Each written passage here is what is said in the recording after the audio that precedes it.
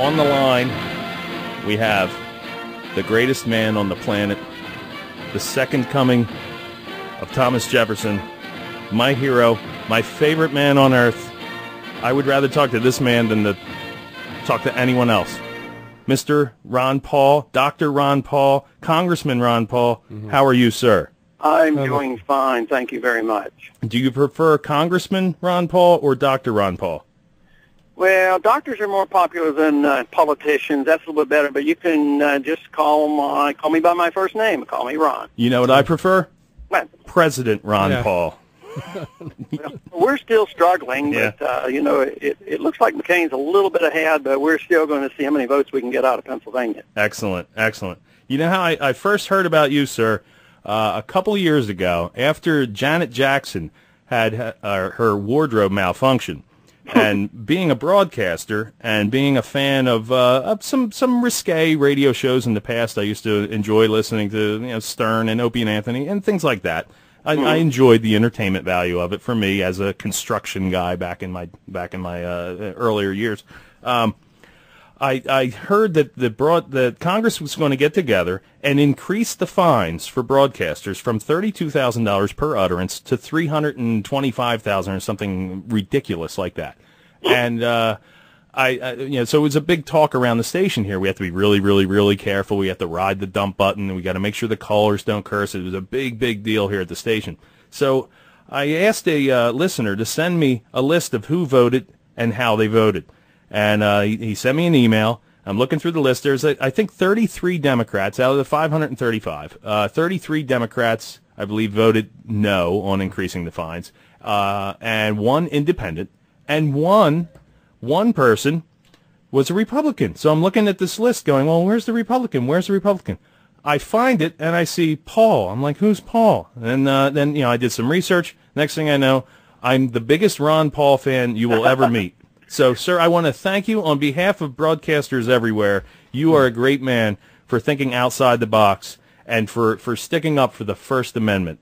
So, well, sometimes it's not all that easy because, my district is in Bible Belt, conservative Texas country next to where George Bush lives. So some of those votes aren't exactly easy, and I do have to explain them, but they'll turn them around. Opponents will turn them around and say, see, he endorses pornography. He endorses this. But you have, obviously, the correct understanding of the First Amendment. If you didn't endorse the First Amendment, you don't endorse what people say or think or believe. It's just that right to be free enough to think and say what you think is important. Right. Yes. Yeah, we both agree with your vote on that one. Yes, definitely. Yeah. I think that every broadcaster should be for you. I mean, whether it's like Limbaugh or Glenn Beck, I think has given you some good airtime. I catch him on TV, giving you some props now and again. But I would think all of them, even that idiot Hannity, should be for you, even though he's not. But as a broadcaster now, not that even some of those guys or any of those guys want to do a dirty show, but if you're taking phone calls, you're at a major risk. I mean, But what about Limbaugh? You'd think would be for sure, because I came to his defense when he got into a little problem by illegally using drugs, not illegal drugs, but illegally using prescription drugs, and I said there shouldn't be any of the business. I mean, that's his business, his doctor's business. I made that argument. Yeah. But no, he hasn't given me the time of the day. But you're right. They should be defending somebody who understands the First Amendment, just the fact that they're in the business of making good use of the First Amendment. Absolutely. And even the liberal show host should either endorse you or maybe, I think Kucinich voted the right way on that one, too. He's very liberal on spending, which I'm against, but he is, at least he voted the right way on that and the war, kind of. Right. Yeah, Dennis and I vote a lot together, even though on economic issues we part company. Okay. But on civil liberties and the war issue and foreign policy and much of trade policy, we have a lot of agreement. I think your name in history, you're going to go down as changing history. Like 50 years from now, people are going to be running and they're going to say, I'm a Ron Paul Republican, which is a code name for Libertarian, which is fine. It's a Libertarian that wants to get elected. I think that's going to be a household name. Like a lot of people now will say, I'm a Reagan Republican. Like Jay kind of considers himself a Reagan Republican. Yeah. I'm a full blown out nut job crackpot Libertarian, but I changed my registration to Republicans so I could vote for you in the primary. And I agree with everything you say. I mean, so many people say, well, you'll never agree with everything a candidate says. And I'm like, well, I do. And they're like, there's no way you believe everything. I'm like, I do. The only thing, there was one position that you had that I questioned. I used to have a bio, and I wrote on there pro-gun, pro-choice, and loves the death penalty and this and that. Then I heard that your pro-life position, and I listened to what you said, and you made it even I would understand. And I've since taken that pro-choice out of my bio. I'm not going to wear it on my sleeve. Not that I'm going to be at a pro-life rally on either. But when you said, would you give an abortion to an eight-month pregnant woman? And I went, Jesus, that guy just made it so clear for me. So. Yeah, and when you say, if you say it's the woman's choice in her body, then you have to defend that. But if you can't defend it at 8 months, you have trouble at 7 months or 6 months. You know, all of a sudden. And this is the neat part about our system. There are difficult problems. That's why the rule of law and the Constitution helps us sort these out. Because if I have one answer, if I'm on the Supreme Court and I'm the deciding vote and I make that decision for everybody in this country on what they can or can't do and what the penalties will be, that's a terrible way to solve these very difficult problems. And that's why the system that we have where the states do this and local juries do it, these things can be sorted out because we do live in an imperfect world and we have to do our best. But that's why, even though I'm very pro-life, I don't want, and I do get into trouble with some of the pro-life people because I won't endorse a national answer. You know, I don't want either Roe versus Wade setting the standard, nor do I want the Congress writing a law and starting an abortion police that's going to go around the country looking for infractions of the law.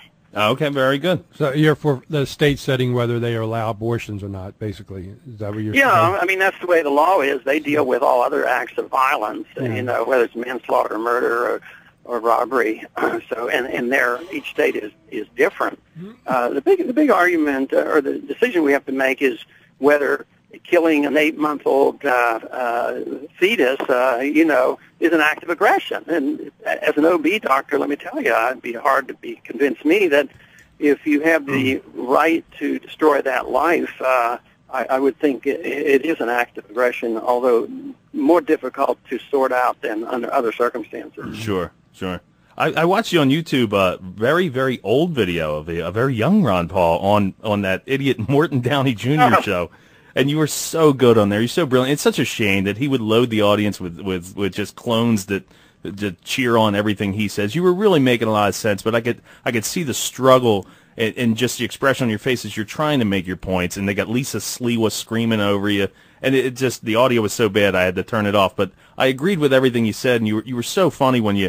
One kid in the audience gets up, you know, he's probably 20 years old or so, and he says, well, you think we should really make drugs legal? I think the Army should come in and lock up everyone for using drugs. And you go, you're a little overweight.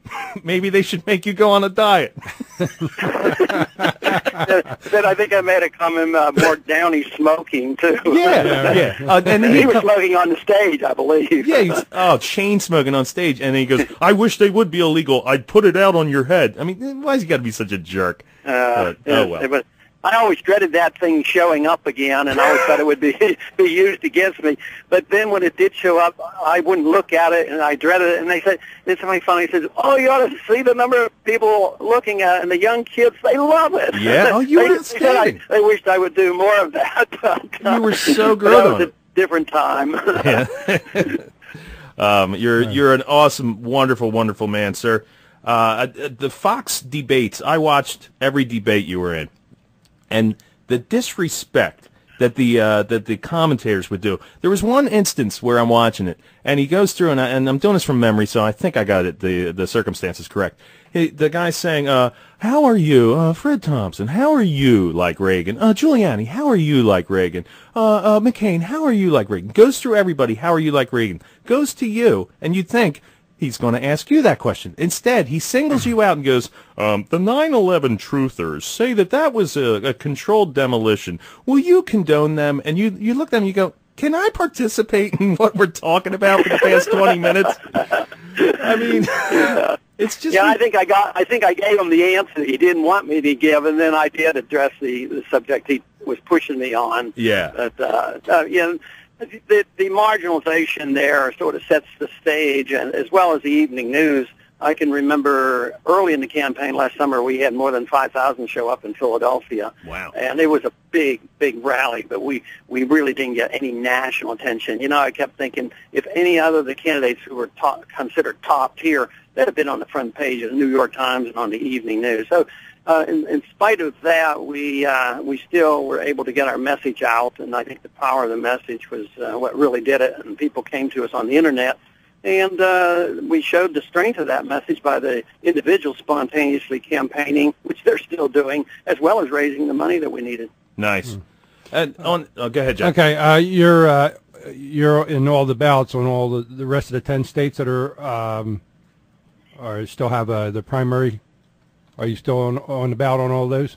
Right. Yeah. Okay.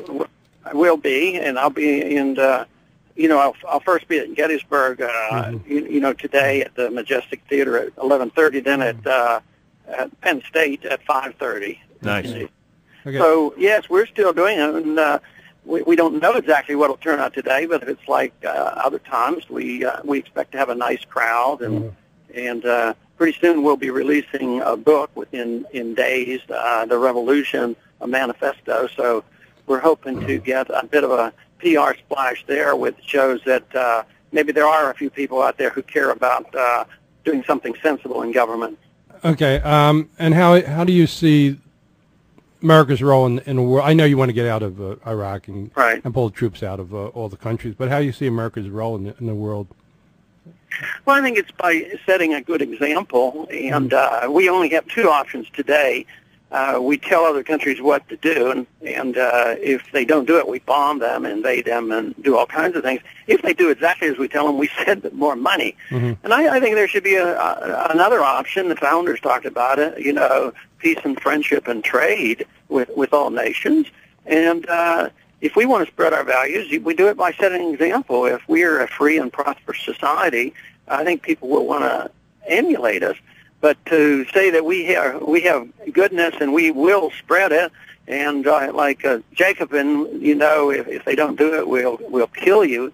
I mean, that's more or less what we do. Just think how many people have died because we're spreading our goodness in the Middle East today. I mean, it's just to me so foolish. Oh, absolutely. Are you aware that Fox edited an AP article? I looked on the Internet, and Fox rebroadcast an AP text article that was written by, I forget who the writer was, but they went through and they took out two words in an AP article and then reprinted it, which I think is illegal. I think you contractually sign with AP to run them in their entirety. You don't start editing them. They took out two words, Ron Paul.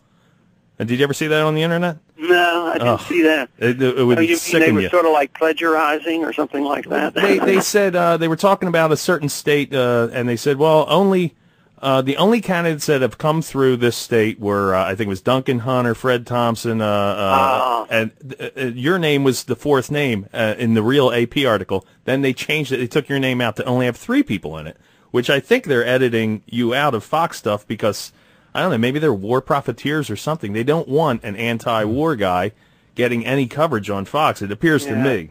They propagandize by exclusion. Yeah, definitely. I have to announce right now that I have to leave you shortly because I have another call coming in. Okay. But I certainly do appreciate you having me on this morning. Do you think you could give us a station ID where you say, "Hi, I'm Ron Paul, and you're listening to WCHE Westchester"?